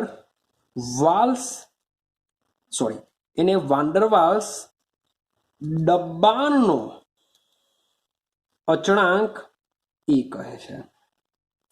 જેમ પેલામાં આપણે વાન્ડરવાલ્સ કદનો અચળાંક બી કહેતા હતા, જો યાદ રાખજો પીવી, પી પહેલા આવે છે એટલે અચળાંકને એ કહેશું, પછી વી, વી એટલે કદ પછી આવે છે તો એના અચળાંકને બી કહેશું, એટલે કન્ફ્યુઝન નહીં થવું જોઈએ. તો વાન્ડરવાલ્સ દબાણના અચળાંકને એ કહેવાય છે ને પેલા વાન્ડરવાલ્સ દબાણના કદના અચળાંકને બી કહેશું. સેમ પેલામાં જેમ બીનો જે એકમ મોલ પ્રતિ લીટર આવેલો હતો, તો આમાં બી આપણે જાણવાનો પ્રયત્ન કરીએ કે ભાઈ એનો એકમ શું હોઈ શકે. તો આવા ક્વેશ્ચન આવી શકે છે JEE નીટની અંદર કે વાન્ડરવાલ્સ દબાણનો અચળાંક એનો એકમ નીચેના માટે કયો હોઈ શકે. તમે બુકમાં જોવા જશો તો મળશે બી નહીં તમને, માટે આ બધી વસ્તુ નોટ કરીને ચાલજો. તો એકમ શું હોઈ શકે, તો સમજો કે આ બંનેના એકમો શું હશે, સેમ હશે. પી અને AN સ્ક્વેર બંનેના એકમ શું હશે, સેમ હશે. ચાલો, તો એવું સમજી શકાય પી is equal two AN square બંનેના એકમો સેમ હશે એટલે કે વી સ્ક્વેર. હવે જે પી નો જે એકમ છે એ પી નો એકમ શું હોય છે, એટમોસ્ફિયર એટલે કે વાતાવરણ. પી નો એકમ શું હોય છે, વાતાવરણ તેનો એકમ હોય છે. ઇઝ ઇક્વલ ટુ એનો એકમ મારે શોધવાનો છે. બાય એન નો મતલબ થાય મોલ એટલે કે મોલ સ્ક્વેર, વી એટલે કે લીટર, છેદમાં શું આવશે, લીટર સ્ક્વેર. માટે એ ઇઝ ઇક્વલ ટુ આ અહીં સાથે ગુણાઈ જશે, મીન્સ કે વાતાવરણ ઇન્ટુ લીટર સ્ક્વેર છેદમાં મોલ સ્ક્વેર. હવે કોઈ વિચિત્ર એવું બી પૂછી કરે કે ઓપ્શનમાં મોલ પ્રતિ લીટર છે એટલે સાંદ્રતા બી તમને આપી દે. મોલ પ્રતિ લીટર એટલે કે સાંદ્રતા, એટલે કે સાંદ્રતા ઇન્વર્સ સ્ક્વેર બી કરીને આપી દેશે વિચિત્ર કરવા માટે કંઈક. કારણ કે મોલ પ્રતિ લીટર એટલે કે સાંદ્રતા, માટે થોડુંક કંઈ નવું કરીએ ને એ બરાબર વાતાવરણ ઇન્ટુ સાંદ્રતા ઇન્વર્સનો સ્ક્વેર, બંનેમાં સ્ક્વેર છે એટલે સ્ક્વેર. મોલ પ્રતિ લીટર એટલે સાંદ્રતા કહેવાય, પણ લીટર પ્રતિ મોલ છે એટલે કે સાંદ્રતા ઇન્વર્સ, તો કંઈક આવું કરીને બી આપી શકે. અથવા તો વાતાવરણના છેદમાં સાંદ્રતાનો સ્ક્વેર ઇઝ ઇક્વલ ટુ કંઈ આવું ભલતું બનાવીને બી આપી શકે, JEE નીટ લેવલ ઉપર કંઈ બી આપી શકે. તો આ જે એકમો છે, એકમો પર તમારે શું કરવા પડશે, યાદ રાખવા પડશે. બોલો, ક્લિયર થયું? આપણે શું કર્યું? તો હવે સમજો કે આ જે બંને જે સૂત્ર છે, બંને જે સૂત્ર છે એ સૂત્રને આપણે પેલા PV is equal two NRT સૂત્રમાં મૂકીએ. ચાલો, હવે આદર્શ વાયુ સમીકરણ શું છે, આદર્શ વાયુ સમીકરણ છે PV is equal two NRT. હવે જે પણ આપણે સુધારેલું છે એ બધી વસ્તુ આમાં મૂકી દઈએ. તો P ની જગ્યાએ શું મૂકી શકાશે, વિચારો. તો P plus AN square by V square, પછી વી ની જગ્યાએ વી માઇનસ NB, આ સુધારેલું દબાણ, આ સુધારેલું કદ ઇઝ ઇક્વલ ટુ NRT. તો આ સમીકરણને શું કહેશું, વાન્ડર વાલ્સ વાસ્તવિક વાયુનું સમીકરણ કહેવાય છે. વાન્ડરવાલ્સ વાસ્તવિક વાયુનું અને સમીકરણ આપણે કહીએ છીએ. ચાલો, આટલું ક્લિયર થયું?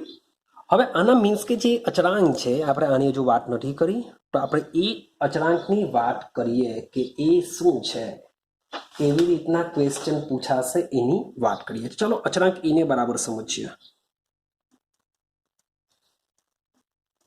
અચળાંક એ, ચાલો સૌથી પહેલા જોજો કે આ જે અચળાંક એ છે એકચ્યુઅલી શા માટે આવ્યો, અચળાંક એને લાવવાનું રીઝન શું હતું. તો મેઇન એક જ રીઝન છે કે વાસ્તવિક વાયુઓમાં એવું ધારવામાં, એવું માની રહ્યા છે અને લાગે બી છે કે તેમના અણુઓ વચ્ચે આકર્ષણ બળ લાગે છે.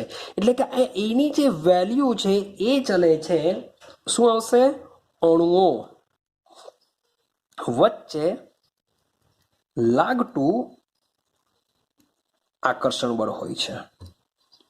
એ ચલે છે અણુઓ વચ્ચે લાગતું આકર્ષણ. ભાઈ ચલ શબ્દ મૂકેલો છે, એનો મતલબ શું થાય કે ભાઈ આકર્ષણ બળ જો વધુ લાગતું હોય તો એની વેલ્યુ વધુ, જો આકર્ષણ બળ ઓછું લાગતું હોય તો એની વેલ્યુ કેવી આવશે, ઓછી આવશે. એટલે માટે લખેલું છે એ ચલે છે અણુઓ વચ્ચે લાગતું આકર્ષણ બળ. ક્લિયર છે? ચાલો હવે શબ્દ સમજો. જરા ક્વેશ્ચન સમજતા જઈએ જેથી તમને આઈડિયા આવતી રહેશે. ચાલો હવે સેમ તમારે કહેવાનું છે કે વાન્ડરવાલ્સ દબાણનો અચળાંક એ નીચેનામાંથી શાના માટે કિંમત વધુ ધરાવશે, એટલે કે કયા વાયુ માટે આનું મૂલ્ય વધારે આવશે. એની કિંમત અથવા તો મૂલ્ય શામાં વધુ. જેમ પેલામાં વાત કરી સેમ આમાં બી આજ વાત કરીશું કે આની વેલ્યુ ક્યારે વધશે. માન લો કે એક મોલેક્યુલ આપેલો છે SO2 અથવા લઈ લો H2O લઈ લો, બંનેમાંથી કોઈ બી લઈ લો ચાલશે. અને એક બીજો મોલેક્યુલ આપેલો છે CH4. તો વિચારો તમને પૂછી કરે કે આ બેમાંથી, આ તો ભાઈ શરૂઆત છે, મીન્સ કે થોડા કોમ્પ્લિકેટેડ ક્વેશ્ચન આવશે, એટલા ઇઝી નહીં આવે, પણ અહીંયાથી શરૂઆત કરીએ. તો આ બેમાંથી કોની વેલ્યુ વધારે? તો શબ્દ પહેલા સમજજો. આ જે મોલેક્યુલ છે એ અધ્રુવીય છે. કેવો છે? અધ્રુવીય છે. હાઇડ્રોકાર્બન યાદ રાખજો, બધા અધ્રુવીય આવશે. હાઇડ્રોકાર્બન બધા અધ્રુવીય. હવે હાઇડ્રોકાર્બન પાછા કહેશો એ શું છે? તો એવું સંયોજન કે જેમાં માત્ર કાર્બન અને હાઇડ્રોજન હાજર હોય તો તેવા સંયોજનને શું કહેશું? હાઇડ્રોકાર્બન કહેવાશે. તો જેટલા બી હાઇડ્રોકાર્બન છે બધા કેવા આવશે? અધ્રુવીય. હવે સમજો આ શું છે? ધ્રુવીય છે. એટલે કે S ડબલ બન O minus delta plus delta minus delta, પાછો S લખું, સોરી ફોર ધેટ, અહીંયા S, ચલો કંઈ નહીં, વાંધો નહીં. ડબલ બન O minus delta plus delta minus delta. તો માઇનસ અને પ્લસ વચ્ચે શું થશે ભાઈ? આકર્ષણ લાગશે. સોરી, આકર્ષણ તો બધા મોલેક્યુલમાં જ લાગવાનું, પણ આમની વચ્ચે માઇનસ ડેલ્ટા અને પ્લસ ડેલ્ટા ધ્રુવીયતા ઉત્પન્ન થશે. ધ્રુવીય અણુ હોવાને લીધે તેઓમાં આ રીતની ચુંબકીય ચાંક માત્રા બી હોય છે. એટલે કે ચુંબકીય ચાંક માત્રાની વેલ્યુ પણ હોય છે. માટે આમના વચ્ચે આકર્ષણ બળ વધુ લાગતું હોય છે. આમાં બી લાગતું તો હોય જ છે, પણ કેવું લાગે? આના કરતા ઓછું લાગશે. માટે જેમાં આકર્ષણ બળ વધારે હોય તેની વેલ્યુ વધારે હોય છે. કેમ? આ અધ્રુવીય છે, આ ધ્રુવીય છે. ભાઈ H2 બી ધ્રુવીય છે. સેમ H2 ની જો વાત કરીએ, HOH, ચલો સેમ OH આ રીતે દર્શાવીએ. -2 ડેલ્ટા પ્લસ ડેલ્ટા યાદ કરો, આપણે ભણીને આવ્યા છે. -2 ડેલ્ટા પ્લસ ડેલ્ટા. તો આ બે વચ્ચે શું થઈ શકે છે? આકર્ષણ બળ લાગી શકે છે. ભાઈ ખરેખર એકચ્યુઅલી હાઇડ્રોજન બંધ કામ કરે છે આ બંનેની વચ્ચે, માટે તેમાં આકર્ષણ વધારે હોય છે. ક્લિયર? માટે અધ્રુવીય અને ધ્રુવીય મોલેક્યુલમાં જે ધ્રુવીય હશે તેમાં આકર્ષણ બળ વધારે લાગે, માટે એની કિંમત કેવી હોય છે? વધારે હોય છે. પરંતુ માની લઈએ કે બધા જ ઓપ્શન તમને ક્યાં તો ધ્રુવીય આપેલા હોય અથવા બધા જ ઓપ્શન ક્યાં તમને અધ્રુવીય આપેલા હોય, તો તમે કેવી રીતના કમ્પેરિઝન કરશો? ક્વેશ્ચન નંબર 2 ની વાત કરીએ. ક્વેશ્ચન નંબર 2, માન લો કે એની કિંમત જ જાણવાની છે. તમને ફ્લોરિન આપ્યો, તમને ક્લોરિન આપ્યો, તમે બ્રોમિન આપ્યો, તમને આયોડિન આપ્યો. હવે તમને પૂછ્યું કે એની કિંમતનો ચડતો ક્રમ જણાવો કે ઉતરતો ક્રમ જણાવો. તો કેવી રીતના સોલ્વ કરશો? હવે ધ્રુવીય અધ્રુવીય વાળો પિક્ચર ખતમ થઈ ગયું. આ તો બધા અધ્રુવીય છે, કારણ કે સેમ છે.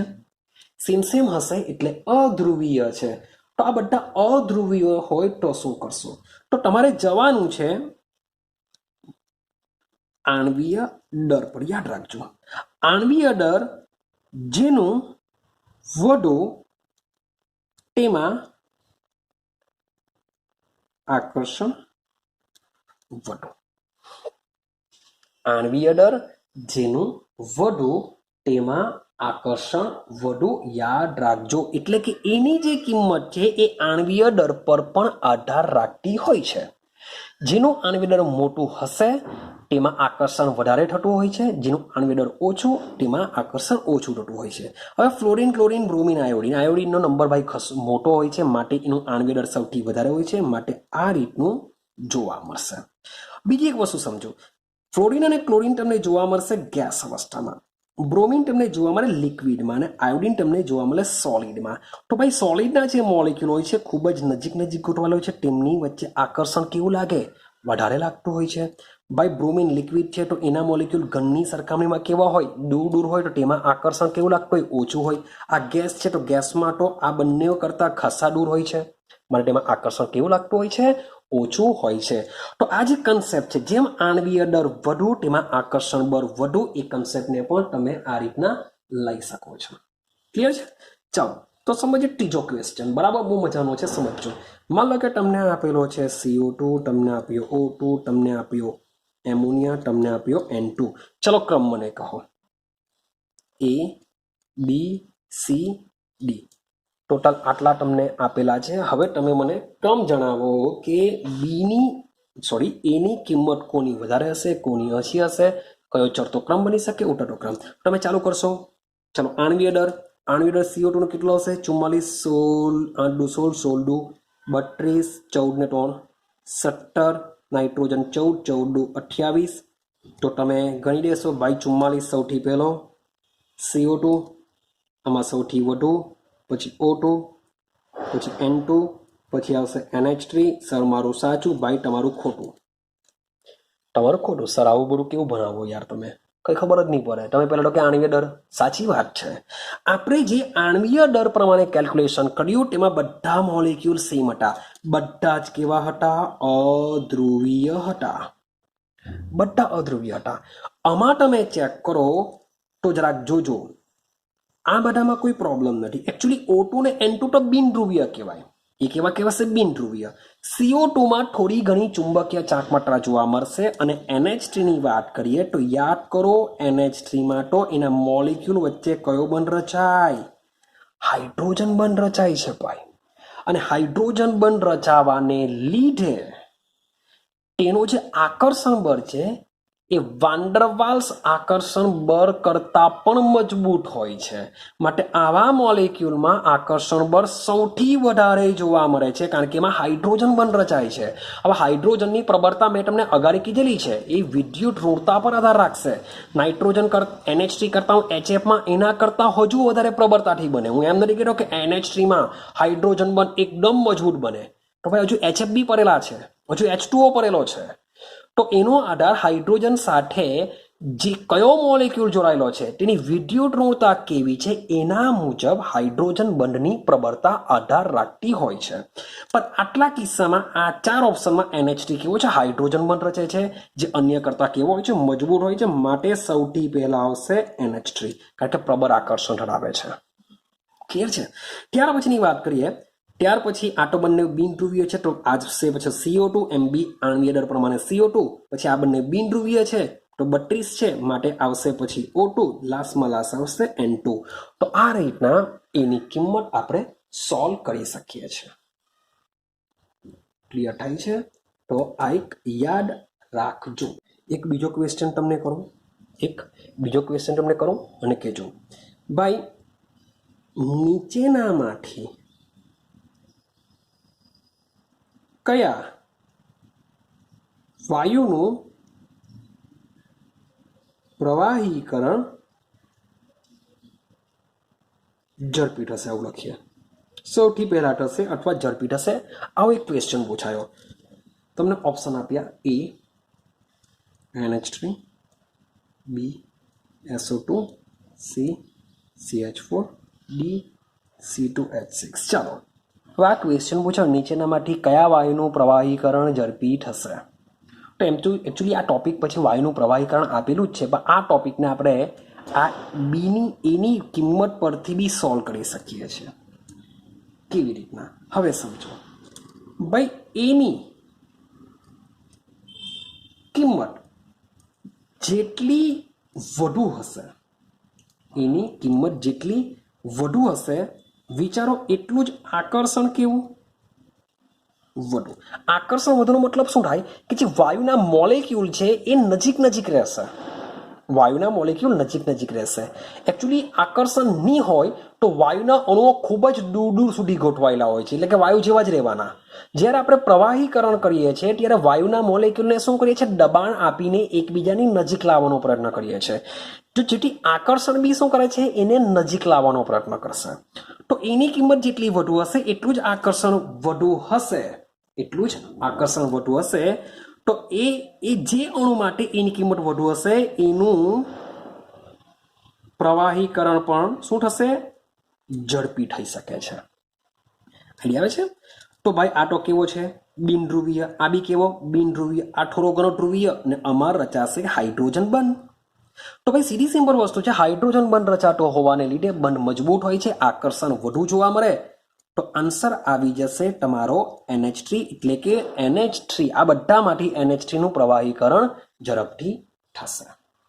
તો આવા વાયુના પ્રવાહીકરણ વાળા ક્વેશ્ચન છે એ પણ તમારે આ રીતના સોલ્વ કરવાનું છે. અને એક પોઈન્ટ યાદ રાખજો, એક પોઈન્ટ યાદ રાખી મૂકજો, જે ડબલ નીટ લેવલ પર આ બી વાત કરું છું કે જે H2 છે અને જે હિલિયમ છે, હાઇડ્રોજન અને હિલિયમ માટે એની કિંમત ભાઈ સૌથી ઓછી હોય છે, કારણ કે આ બંને એકદમ પ્યોરલી વાયુ સ્વરૂપમાં જોવા મળતા હોય છે. તો H2 અને He માટે એની કિંમત કેવી હોય છે? સૌથી ઓછી, શબ્દ બોલું છું, સૌથી ઓછી જોવા મળે છે. એટલે કે તેમના મોલેક્યુલ વચ્ચે આકર્ષણ કેવું હશે? ખૂબ જ એટલે ખૂબ જ એટલે ખૂબ જ ઓછું હોય છે, સૌથી ઓછું આકર્ષણ બળ જોવા મળશે. માટે આ બે માટે A = 0 લેવામાં આવતો હોય છે. તમને ક્વેશ્ચન પૂછી કરે કે ભાઈ નીચેનામાંથી કયા વાયુ માટે વાન ડર વાલ્સ અચળાંક એની કિંમત 0 હોય છે? હાઇડ્રોજન આપેલો હશે, હિલિયમ બી બંને હોય તો ભાઈ બંને આવી શકે, પણ મે બી કોઈ એક આપેલો હોય તો આન્સર શું હશે? હાઇડ્રોજન અથવા હિલિયમ. તો આટલી બધી વસ્તુ તમારે શાના માટે યાદ રાખવાની છે? અચળાંક એ માટે યાદ રાખવાની છે. ક્લિયર થાય છે? તો પાછું સમીકરણ લખીએ. P plus AN² by V² V minus NB is equal to nRT. જે વાન ડર વાલ્સે આદર્શ વાયુ માટેનું સમીકરણ આપ્યું છે કે કેટલું વિચલન થાય છે, કદમાં કેટલું વિચલન થાય છે, દબાણમાં કેટલું વિચલન થાય છે, એ આ સૂત્ર પરથી આપણે સમજી શકીએ છીએ. ક્લિયર થાય છે? ચાલો હવે આના પરથી એક બીજો આપણે ફેક્ટર સમજવાનો પ્રયત્ન કરીએ, એ છે આપણો દબાણીય અવયવ Z. તો Z ની વેલ્યુ યાદ કરો, મેં તમને કીધેલું PV/nRT લઈ લઈએ. PV/nRT 1 મોલ હોય તો PV/RT થઈ જશે. તો Z ની વેલ્યુ PV/nRT બરાબર હોય છે, અને જ્યારે Z ની વેલ્યુ 1 હોય છે તો વાયુ કેવો હોય છે? આદર્શ હોય છે, જે આપણે લાસ્ટ વિડીયોમાં વાત કરી છે. જો Z ની વેલ્યુ 1 કરતા વધારે હોય તો ભાઈ ધન વિચલન કહીએ છીએ, Z ની વેલ્યુ 1 કરતા ઓછી હોય તો એને આપણે શું કહીએ છીએ? ઋણ વિચલન કહીએ છીએ, જેનો સ્ટડી આપણે આના આગળના વિડીયોની અંદર કરીને આવ્યા છે. ક્લિયર થાય છે? હા કે ના? ચાલો હવે સમજો. આપણે બે વસ્તુ વિચારીએ, બે વસ્તુ આના પરથી વિચારવાનો પ્રયત્ન કરીએ કે માની લઈએ કે દબાણ ખૂબ નીચું હોય, ખૂબ એટલે ખૂબ નીચું હોય. વિચારો કે પાત્રમાં દબાણ એકદમ ઓછું છે. દબાણ જો ઓછું હોય મીન્સ કે તમે જે પાત્રમાં વાયુ છે, વાયુના મોલેક્યુલ પર દબાણ ન લાગતું હોય તો વાયુઓ શું કરશે? વિસ્તરણ કરશે. વિસ્તરણ કરશે એટલે એમથી તેમ બહુ ભાગાભાગ કરશે. જો એમથી તેમ બહુ ભાગાભાગ કરે તો કદ કેવું હશે?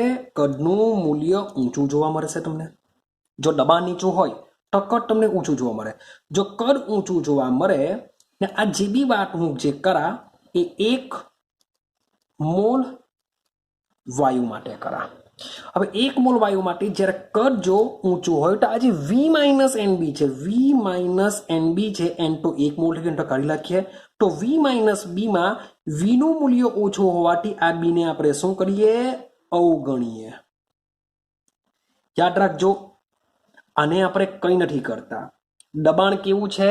ખૂબ નીચું છે. દબાણ નીચું છે એટલે કદ ઊંચું હોવાનું. કદ ઊંચું છે એટલે આપણે જે આ બી અચળાંક છે એને અવગણીએ.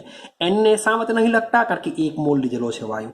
મારે ઉપરનું સમીકરણ તમારું બનશે P plus AN, સોરી એની જગ્યાએ 1 જ લખી દઉં, 1 નો વર્ગ છેદમાં V².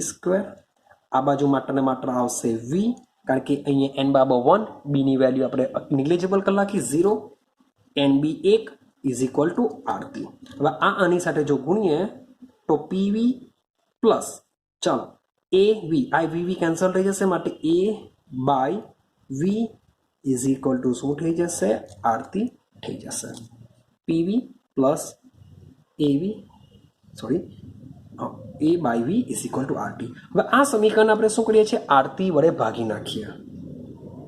તો પીવી બાય આરતી વત્તા A upon RT into V is equal to 1 થઈ જશે. થઈ જશે 1 થઈ જશે.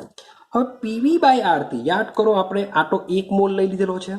આ તો શું લીધેલો છે? 1 મોલ લઈ લીધેલો છે. મારે ઝેડ બરાબર પીવી બાય આરટી આવશે. તો પીવી બાય આરટી આની જગ્યાએ શું મૂકી શકાય? ઝેડ મૂકી શકાય. તો ઝેડ ઇઝ ઇક્વલ ટુ આ 1 ને ત્યાં જ રાખીએ. 1 આખું પદ ટી બાજુ લઈ જાઓ તો minus A by V R T. Sorry, ચાલો. તો આ એક સૂત્ર યાદ રાખવું પડશે કે તમને વાંડરવાલ સમીકરણમાં એવું પૂછે કે દબનીય અવયવ ઝેડનું મૂલ્ય ખૂબ જ નીચા દબાણે અને ઊંચા કદે, ઊંચું કરતા આપશે જ નહીં, ખૂબ જ નીચા દબાણે નીચેનામાંથી કયું હોઈ શકે? તો આ સૂત્ર આવશે Z is equal to 1 minus A by V RT. શું આવશે? 1 minus A by V RT એની વેલ્યુ આવશે. તો આ એક સૂત્ર યાદ રાખવું પડશે. મીન્સ કે એમસીક્યુમાં તમને જેડબલ નીટ લેવલ પર આ બધી વસ્તુ કામ લાગી શકે છે. હવે આ જ વસ્તુ વિચારીએ. માની લો કે દબાણ ખૂબ ઊંચું હોય. દબાણ કેવું છે? ખૂબ ઊંચું. મીન્સ કે કદ તો નાનું જોવાનું ને અચાનક એ અને બીની વેલ્યુ છે ને બહુ નાની હોય છે, યાદ રાખજો. અને સાથે સાથે આ જે બી હું તમને કહેવા માંગુ છું, દબાણ ઊંચું લેવું છું, દબાણ નીચું લેવું છું, તો એમાં જે તાપમાન છે એ તાપમાન કેવું રહેતું હોય છે? અચર રહેતું હોય છે. તાપમાન વિશે હું કંઈ વાત કરતો નથી. તાપમાન જે બી છે અચર રહેશે. તો વિચારીએ અહીંયા હવે દબાણ ખૂબ ઊંચું છે એટલે કે પી કેવો છે? ખૂબ ઊંચો છે. તો અચળાંક એની વેલ્યુ કેવી થઈ જશે? ખૂબ નાની થઈ જશે. માટે એને આપણે શું કરી શકીએ છીએ? અવગણી કાઢીશું. એટલે કે એની જગ્યાએ વિચારો 0 હશે. તો અહીંયા જો એની જગ્યાએ જો 0 હશે તો આખું પદ કેવું બની જશે? 0 બની જશે. માટે પી વી માઇનસ બી બાય એન કેમ નથી લીધો? 1 મોલ વાયુ છે. મેં તમને પહેલા જ કીધું 1 મોલ વાયુ માટે આપણે કામ કરીશું ઇઝ ઇક્વલ ટુ આરતી. તો PV minus PB is equal to RT. RT વડે ભાગી નાખીએ તો PV by RT minus PB by RT. RT by RT is equal to 1. તો પીવી બાય આરતીની જગ્યાએ શું મૂકી દેવાય? બાય ઝેડ આવી જશે. તો ઝેડ ઇઝ ઇક્વલ ટુ આ માઇનસ છે તે બાજુ જશે તો શું થશે? પ્લસ થઈ જશે. એટલે કે પીબી બાય આરતી. તો આ સમીકરણ બી યાદ રાખવું પડશે. મીન્સ કે ઝેડની તમને 2 વેલ્યુ મળેલી છે. એક નીચા દબાણે મળી અને એક ઊંચા દબાણે મળી. તો આ બંનેની વેલ્યુ પર તમને પૂછી શકાય. મીન્સ કે વેલ્યુ ગોખવા કરતા યાદ રાખો આ સમીકરણ. હવે નીચું દબાણ આપ્યું હશે તો કદનું મૂલ્ય ઊંચું હશે તો આને અવગણી કરો. વાત કરી હશે ઊંચા દબાણની વાત કરી હોય તો એને અવગણી કરો. એને અવગણી કરો એટલે આખું પદ 0 થઈ જશે. આ 1 મોલ છે એટલે વી માઇનસ બી. તો એના પરથી ઝેડની વેલ્યુ તમે ઇઝીલી કેલ્ક્યુલેશન કરી શકો છો. It's for J double E NEET. School level પર આટલું ડિટેલમાં આવું વસ્તુ પૂછાતું હોતું નથી. ક્લિયર થાય છે? તો આ ઝેડની વેલ્યુ યાદ રાખીશું. હવે વિચારો, માની લે કે તાપમાનની વાત નથી કરી ભાઈ, તાપમાન ખૂબ જ ઊંચું હોય તો શું થઈ શકે? વિચારો. તો અહીંયા વિચારો, માનો કે તાપમાનની વેલ્યુ ખૂબ જ ઊંચી છે. તાપમાનની વેલ્યુ કેવી છે? ખૂબ જ ઊંચી છે. અહીંયા બી તાપમાન નીચે છે. તો આ બંને કિસ્સામાં તાપમાનની વેલ્યુ કેવી છે? આપણે ખૂબ જ ઊંચી જો રાખવાનો પ્રયત્ન કરીશું તો આ જે છેદમાં છે, છેદમાં હોવા લીધે આની જે આખાની વેલ્યુ મળશે કેવી મળશે? ખૂબ જ ઓછી મળશે. જેને એવું કહી શકાય, નિગ્લિજિબલ કરી શકાય એટલી આપને ઓછી મળશે. માટે આ બંને કિસ્સામાં ઝેડની વેલ્યુ શું મળશે? 1 મળશે. એમ બી આપણે બોલીએ છીએ કે ભાઈ આદર્શ વાયુ આદર્શ ક્યારે બની શકે? તો ભાઈ ઊંચા તાપમાને. જેટલું તાપમાન ઊંચું હશે એટલી આદર્શ વર્તણૂક તરફ જશે. અને જેટલું દબાણ નીચું હશે એટલું એ શું કરશે? આદર્શ વાયુની લાક્ષણિકતા ધરાવી શકે છે. માટે આ બંને કિસ્સામાં તમારું દબાણ ગમે તે પ્રકારનું હોય, ઊંચું હોય કે નીચું હોય, પણ જો તાપમાન જો ખૂબ જ ઊંચું હશે તો તમારો જે વાયુ છે એ આદર્શ વર્તણૂક ધરાવતો હોય છે. કેવો ધરાવતો હોય છે? આદર્શ લાક્ષણિકતા ધરાવતો હોય છે. તો આ બધી વસ્તુ તમારે દિમાગમાં ફિટ કરવાની છે. તમારી બુકમાં મીન્સ કે Z less than Z greater than 1, ઝેડની વેલ્યુ શું છે? આપણે એક અગાટલી સૂત્ર બી જોઈને આપણા ઝેડ ઇઝ ઇક્વલ ટુ યાદ છે આપણે સમજેલા Z Z is equal to V વાસ્તવિક છેદમાં વી આઈડલ એટલે કે આદર્શ. આ સૂત્ર બી સમજીને આવેલા છે. તો આ બધી જ વસ્તુ ઓલરેડી તમારી બુકમાં મીન્સ કે તમારા બુકમાં જેટલું છે એ તમને મે બી તમારી સ્કૂલ લેવલ પૂરતું ઇનફ છે. પણ આ જે વસ્તુ મેં તમને જે સમજાવેલું છે એ તમને JEE નીટ લેવલ પર તમને કામ લાગશે. આ બધી વસ્તુમાં ક્લિયર થાય છે. તો જેટલી બી વસ્તુ સમજાવેલી છે, જે તમને કહ્યું છે, એ જો દિમાગમાં ફિટ હશે તો તમે સ્કૂલ લેવલની જે તમારી બુક છે એ બુકને સમજવાનો પ્રયત્ન કરશો તો તમને ઇઝીલી આ ટોપિક ક્લિયર થઈ જશે. તો આઈ હોપ સો કે આ જે ટોપિક છે એ ટોપિકમાં લગભગ મેં બધું જ કવર કરી દીધું છે વાન ડર વાલ્સ સમીકરણ વિશેનું. મીન્સ કે જે 2 વિડીયો બન્યા છે, એક બન્યો છે આપણો આદર્શ વાયુ વાસ્તવિક વાયુ વિશે. મીન્સ કે આદર્શ વાયુના આ જે 2 વિડીયો બન્યા છે એ વિડીયો મીન્સ કે તમને JEE નીટ લેવલ પરની બધી જ એક્ઝામ માટેની પ્રિપેરેશન આમાંથી મળી જતી હશે. ક્લિયર? તો બસ આજના વિડીયો પૂરતો આપણે આટલે સુધી જ રાખીશું. નેક્સ્ટ વિડીયોની અંદર આપણે વાત કરીશું વાયુનું પ્રવાહીકરણ, કે કોઈ વાયુ હોય છે એ વાયુનું પ્રવાહીમાં રૂપાંતર ક્યારે થઈ શકે, કેવી રીતના થઈ શકે છે, કયા કયા પરિબળો ભાગ ભજવતા હોય છે, એ બધી વાત કરીશું. ક્લિયર છે? તો હજુ પણ તમે જો વિડીયોને મીન્સ કે ચેનલને સબસ્ક્રાઇબ નહીં કરી હોય તો ચેનલને સબસ્ક્રાઇબ કરી દેવું, વિડીયો શેર કરી શકો છો, લાઇક કરી શકો છો, જેથી મને બી થાય કે ચાલો ભાઈ મારા છોકરાઓ વિડીયો જોઈ છે અને એને લાઇક કરે છે, એને ખબર પડે છે, તો ભાઈ મને બી સારું લાગે કે ચાલો ભાઈ છોકરાઓને કમસે કમ વિડીયો આ ગમતા છે. રેડી? તો મળીશું નેક્સ્ટ વિડીયો સાથે એક મજાની થિયરી, મજાનો કન્સેપ્ટ લઈને ચાલીશું. ચાલો.